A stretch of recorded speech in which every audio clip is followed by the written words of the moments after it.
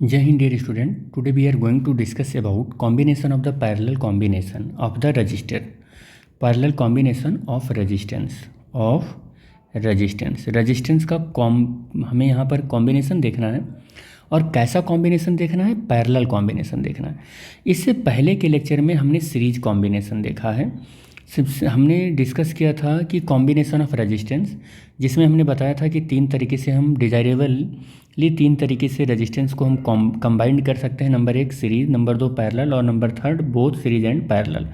तो हमने इससे पहले के लेक्चर में सीरीज कॉम्बिनेशन आपको बताया है, जो कि इस तरीके से, या फिर स्क्रीनशॉट लेकर अगर आपके पास नोट्स नहीं है तो नोट्स भी बना सकते हो आप। खासकर मेरा एम यही रहता है कि बच्चों के पास ऐसे वीडियो देखते हैं तो नोट्स मिस हो जाता है, नहीं रह पाता है उतना प्रॉपर माइंड में, तो एक नोट्स बना लें। तो इसलिए मैं लिख कर बढ़िया आराम से आपको नोट्स प्रोवाइड भी कराता रहता हूँ। तो इस लेक्चर में हम लोग बात करने वाले हैं कॉम्बिनेशन ऑफ द पैरेलल ये क्या हो गया, कॉम्बिनेशन ऑफ रेजिस्टेंस। आप ऐसा कर सकते हैं ना, combination of resistance in parallel, ऐसे कर सकते हो। Combination of resistance in parallel, ऐसे कर लेते हैं पैरेलल। तो ये हो जाएगा आपका टॉपिक आज का, जो इस लेक्चर में हम लोग डील करने वाले हैं। ठीक है, तो अपने पास कई सारे इलेक्ट्रिकल अप्लायंस हैं जिनका रेजिस्टेंस R1 है, R2 है और ऐसे R3 हैं। ये डिफरेंट रेजिस्टेंस हैं और इनके सब के फर्स्ट एंड को किसी एक कॉमन पॉइंट से कनेक्ट करते हैं। फर्स्ट एंड को एक कॉमन पॉइंट से कनेक्ट करते हैं, जिस पॉइंट का नाम है A। इस पॉइंट का क्या नाम है? A। इसका नाम रख देते हैं, इस पॉइंट का नाम है A पॉइंट है। और इन सारे रेजिस्टेंस का सेकंड एंड एक कॉमन पॉइंट से कनेक्ट करते हैं। ये चाहे वो फर्स्ट रेजिस्टेंस हो, चाहे वो सेकंड रेजिस्टेंस हो, चाहे वो थर्ड रेजिस्टेंस हो, तो हमने इनको कनेक्ट कर दिया ऐसे। और इस कॉमन पॉइंट का नाम है B। और इन कॉमन पॉइंट का कनेक्शन हम क्या करते हैं, किसी एक बैटरी से कर देते हैं, जो इस सर्किट में इलेक्ट्रिकल करंट का सोर्स है।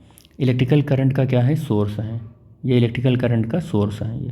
ठीक है, इस बैटरी का पॉजिटिव टर्मिनल, नेगेटिव टर्मिनल, और बैटरी का हम जो पोटेंशियल मानकर चल रहे हैं वो V है। तो यहाँ का पोटेंशियल और यहाँ का पोटेंशियल कैसा होगा? यहाँ का पोटेंशियल चाहे ये टर्मिनल हो, चाहे ये टर्मिनल हो, चाहे ये टर्मिनल, मतलब चाहे जो भी रास्ते हों, हर एक के लिए यहाँ का पोटेंशियल सेम है और यहाँ का पोटेंशियल भी सेम है। अगर इस बैटरी को की स्विच को ऑन कर दिया गया तो करंट I फ्लो हो रहा है। अगर मान लो स्विच हमने लगा दिया ये, तो करंट यहाँ पर I आएगा, लेकिन यहाँ पर उसको जंक्शन पर तीन रास्ते मिलेंगे। एक तो I1 मिलेगा, एक तो I2 मिलेगा और एक I3 मिलेगा। और इस पूरे रास्ते में I1 यहाँ तक आएगा, इस पूरे रास्ते में I2 यहाँ तक आएगा, इस पूरे रास्ते में I3 आएगा। इस जंक्शन पर आते ही तुरंत I1 और I2 और I3 ऐड हो जाएंगे और I मिलेगा।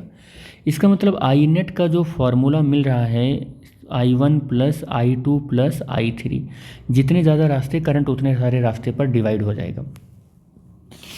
लेकिन R1 रेजिस्टेंस के लिए जो टर्मिनल वोल्टेज है वो V ही है।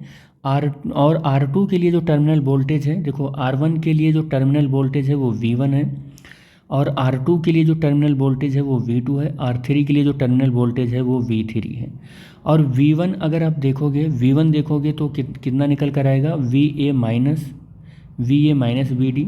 V2 देखोगे तो भी वो कितना निकल कर आएगा? VA minus VD। और V3 देखोगे तो कितना निकल कर आएगा? VA minus VD। तो टर्मिनल वोल्टेज सबका सेम है, बस डिफरेंट किस में है? रेजिस्टेंस में और करंट में। तो अगर अब मैं करंट का फार्मूला जो यहाँ पर मिला हुआ है मुझको, I1 plus I2 plus I3, और ये I इज इक्वल टू, इसमें ओम्स लॉ लगा दूँ तो ओम्स लॉ में ज़रा देखो V इज इक्वल टू क्या होता है? IR होता है। और ओम्स लॉ में सब में पोटेंशियल अगर मेरा पोटेंशियल सेम है, तो मैं R1 रेजिस्टेंस के लिए देखूं, फॉर R1 रेजिस्टेंस, तो V मेरा सेम हो जाएगा, तो I1 हो जाएगा और R1 हो जाएगा। और फॉर R2 अगर मैं देखूं तो हमारा पोटेंशियल सबके लिए सेम है, तो I2 और R2 हो जाएगा। और फॉर R3 रेजिस्टेंस के लिए देखूं तो कितना हो जाएगा? V is equal to I3 और R3। और इन वैल्यूज़ को मैं थोड़ा सा अगर ऐसा लिखना चाहूँ तो ऐसा लिख सकता हूँ I equal to V upon R1, और इनको लिखना चाहूँ तो I2 is equal to V upon R2 लिखूँ, और इनको लिखना चाहूँ तो I3 is equal to V upon R3 लिख सकता हूँ। और इस वाली वैल्यू को मैं ऐसे लिख दूँ कि I is equal to V by R. तो ये जो वैल्यूज़ मिल रहे हैं हमको, ये जो वैल्यूज़ मिल रहे हैं, ये जो वैल्यूज़ हैं, इन वैल्यूज़ को हम क्या करते हैं, इस इक्वेशन में पुट करते हैं, इस इक्वेशन में पुट करते हैं। तो आई नेट इज इक्वल टू क्या हमको मिलेगा, आई नेट इज इक्वल टू क्या मिलेगा हमको, I1 की जगह पर वी अपान R1 पुट करेंगे, I2 की जगह पर वी अपान R2, और I3 की जगह पर वी अपान R3।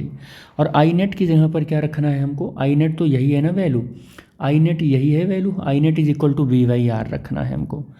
तो अगर मैं यहाँ पर सॉल्व करूँ V by R is equal to, और वी इन टर्म में से कॉमन कर लूँ, तो यहाँ से मिलेगा 1/R1 plus 1/R2 plus 1/R3, और फिर ये v से v कैंसिल हो जाएगा, और ये R नेट, अगर मैंने इसको I नेट किया है तो इसको भी R नेट कर दो आप, और 1/R net is equal to 1/R1 plus 1/R2 plus 1/R3 मिलेगा।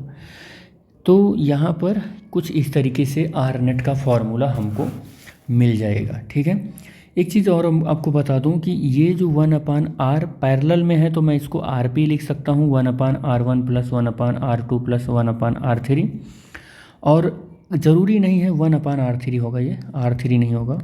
ज़रूरी नहीं है कि हमेशा जो सर्किट मिले उसमें केवल 3 ही रेजिस्टेंस ऐसे पैरेलल में लगे हों, बहुत सारे रेजिस्टेंस, nth रेजिस्टेंस भी पैरेलल में मिल सकते हैं।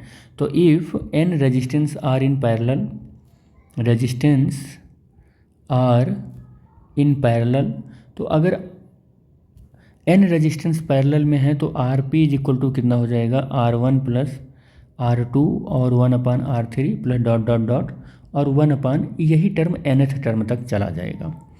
एक चीज़ और बता दूं कि पैरेलल में कनेक्टेड हुए ये सारे रेजिस्टेंस हैं, इसमें लगे हुए जो सबसे छोटा रेजिस्टेंस है, जो सबसे छोटा रेजिस्टेंस होगा, मान लो ये 10 ओम का, ये 2 ओम का, ये 5 ओम का, तो जो सबसे छोटा रेजिस्टेंस होगा, मान लो 2 ओम वाला ही छोटा है, तो जो पैरेलल में जो नेट मिलता है रेजिस्टेंस, वो उस सर्किट में लगे हुए सबसे छोटे रेजिस्टेंस से भी कम आता है, या उससे भी छोटा रेजिस्टेंस आता है। यानी कि RP जो होता है उसमें लगे हुए स्मॉल रेजिस्टेंस से भी कम रेजिस्टेंस का होता है। RP जो होता है वो किस में, इन पैरेलल में होता है, इन पैरेलल में होता है। ठीक है, तो ये हमने आपको बता दिया। मान लो अगर 2 ही रेजिस्टेंस लगे हुए हों, 2 ही रेजिस्टेंस लगे हुए हों, तो फिर क्या करोगे, तो अगर 2 ही रेजिस्टेंस लगे हुए हैं तो आप RP is equal to 1/R1 plus 1 क्या करोगे, R2, और शॉर्ट कट में आप ऐसे याद रख लो कि R1 और R2/R1 प्लस R2, ऐसे याद रख लो, 2 ही रेजिस्टेंस लगे हुए हैं। तो सिंपली इस फार्मूले को याद रखोगे तो बहुत काम आएगा। और मान लो कि ऐसे जितने भी रेजिस्टेंस ऐसे लगे हुए होते थे, ऐसे लगे हुए होते थे, ऐसे लगे हुए होते हैं, dot dot dot nth resistance हम सोच रहे हैं कि ऐसे लगे हुए हैं किसी एक कॉमन पॉइंट से, ऐसे किसी एक कॉमन पॉइंट से, ऐसे किसी एक कॉमन पॉइंट से अप टू nth रेजिस्टेंस ऐसे लगे हुए हैं, और हर एक का resistance R R R R R सबका आर ही है।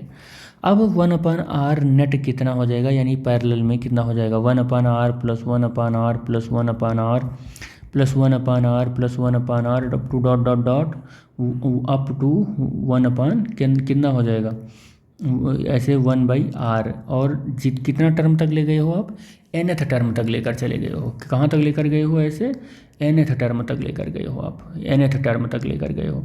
तो अब इसका 1/RP कितना लिखोगे, 1/RP कितना लिखोगे, इसका 1/RP जब जो आपको लिखना होगा तो n/R लिखना होगा। कितना लिखना होगा, n/R, और RP is equal to R/N लिखना होगा, R/N लिखना होगा। तो ऐसे अगर सेम रेजिस्टेंस कनेक्टेड है तो आपको R नेट ऐसे करने से ही मिल जाएगा। सारा रेजिस्टेंस, मान लो 100 रेजिस्टेंस ऐसे कनेक्टेड है, 100 ओम के, 100 मान लो 2 ओम के, ऐसे 100 रेजिस्टेंस ऐसे कनेक्टेड हैं ऐसे पैरेलल में, तो आपको कुछ करना नहीं है, 2 ओम लिखना है और 100 रेजिस्टेंस कनेक्टेड है ना, 100 से डिवाइड कर दो 0.02, बस ऐसे सीधा आंसर आ जाएगा। ठीक है, ऐसे आपको मिलेंगे, ऐसा नहीं है कि नहीं मिलेंगे, ऐसे आपको डायरेक्ट फार्मूला बेस्ड क्वेश्चन भी मिलेंगे।